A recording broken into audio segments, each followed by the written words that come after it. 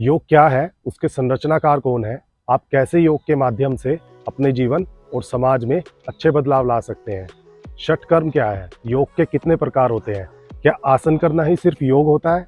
जी हाँ, आज का जो हमारा विषय रहेगा वो योगा रहेगा। योग अपने आप में ही इस सृष्टि का सारा ज्ञान बसाए हुए है।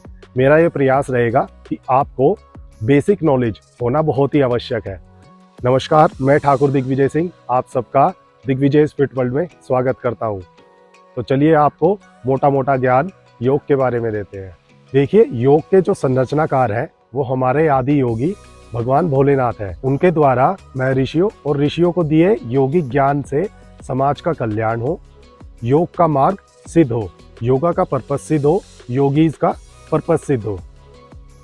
देखिए, आसन करना ही सिर्फ योग नहीं है, यह तो योग का एक सिर्फ पार्ट है। प्राचीन काल के माध्यम से योगा का जो अर्थ है, योगस्य चित्त वृत्ति निरोधा है। इसका क्या अर्थ है? चित्त का अर्थ है आपका माइंड, आपका मन। वृत्ति का अर्थ है फ्लक्चुएशन ऑफ योर माइंड, आपका मन इतना विचलित रहता है, इतनी हलचल उसमें रहती है। निरोधा का अर्थ है नेचुरली स्टॉप, उस पर अंकुश लगाना। इसका क्या अर्थ हुआ? आपको अपने मन को नियंत्रित करना है, प्रकृति की संरचना को नियंत्रित रखना है, कंट्रोल में रखना है, स्टेबल रखना है, स्थिर रखना है। देखिए, जब आपका मन स्थिर रहेगा तो आप अपने आप से जुड़ाव महसूस करेंगे, आप अपनी सुपर पावर्स को पहचान पाएंगे, आप अपनी वैल्यू कर पाएंगे, आप अपनी पर्सनैलिटी में बहुत ही अच्छे चेंजेस ला सकते हैं, आप अपने व्यक्तित्व में हर तरीके से निखार कर पाएंगे। महर्षि घृण द्वारा घृण संहिता के माध्यम से अष्टांगा योगा का ये मार्ग है। अष्टांगा का अर्थ है योगा के 8 प्रकार, जिनके द्वारा हम अपने शरीर, मन और प्राणों की शुद्धि करते हैं और मोक्ष की प्राप्ति करते हैं। तो आपको बताते हैं पतंजलि योग सूत्र के 8 प्रकार और उनके महत्व के बारे में। देखिए, जो फर्स्ट है वो है यमा। यमा का अर्थ है आपका व्यवहार कैसा है आउटर वर्ल्ड के लिए, इस प्रकृति की संरचना के लिए। आपके मोरल कोड्स क्या है, आपका थॉट प्रोसेस कैसा है, कितना पॉजिटिव आप सोचते हैं इस प्रकृति की संरचना के लिए, आपके एथिकल स्टैंडर्ड्स क्या है, ये सब यमा में आता है। ये सब आपको कंट्रोल करने हैं, पॉजिटिव रहना है। सेकंड है नियमा, सेल्फ डिसिप्लिन।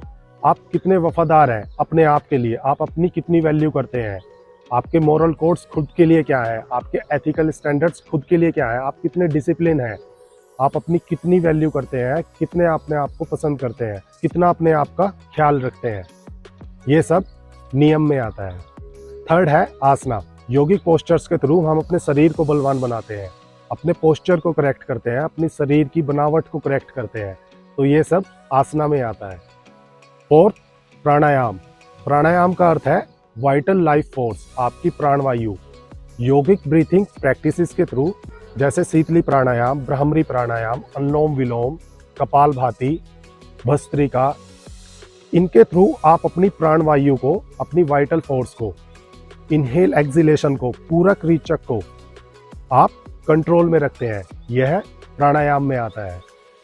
देखिए, ये जो स्टार्टिंग के 4 लिम्ब है, ये आपके आउटर क्लींजिंग प्रैक्टिस में आते हैं, और जो हमारा 5th लिम्ब है वो एक ब्रिज का काम करता है आपके आउटर क्लींजिंग प्रैक्टिस में और इनर क्लींजिंग प्रैक्टिस में। तो 5th हमारा लिम्ब है प्रत्याहार, सेंसेस कंट्रोल। आप अपनी इंद्रियों पर कंट्रोल करना सीखते हैं। देखिए, हमारी 5 इंद्रियां होती हैं, टच, टेस्ट, स्मेल, देखना आइज के थ्रू, सुनना कान के थ्रू, ये हमारी 5 इंद्रियां होती है। इन पर कंट्रोल करने की जो क्रिया होती है वो प्रत्याहार में होती है। 6, धारणा, कंसंट्रेशन लेवल। देखिए, जब आप अपने मन को एक विचार पे बांध लेने की जो क्रिया है वो धारणा कहलाती है। 7, ध्यान, मेडिटेशन। देखिए, जब आप अपनी धारणा को एक विषय पर बांध लेते हैं, उस पर अपने मन को लंबे समय तक स्टेबल रखते हैं, स्थिर रखते हैं, तो वो क्रिया जो होती है वो मेडिटेशन की क्रिया होती है। 8, समाधि। समाधि का अर्थ है मोक्ष की प्राप्ति, ईश्वर की प्राप्ति। जब आपको किसी के भी अस्तित्व का ज्ञान ना रहे, इवन अपने भी अस्तित्व का ज्ञान ना रहे, वो जो क्रिया होती है वो समाधि में आती है। आपने सुना भी होगा, साधुओं ने, महर्षियों ने, योगियों ने समाधि धारण कर रखी है, ये समाधि में है। तो वो जो सबसे डिफिकल्ट स्टेज होती है वो समाधि की क्रिया होती है। सो ये योगा के प्रकार होते हैं, ये उनके महत्व होते हैं। मुझे आशा है आप सब इनको फॉलो करके अपने और समाज के कल्याण का प्रयास करेंगे।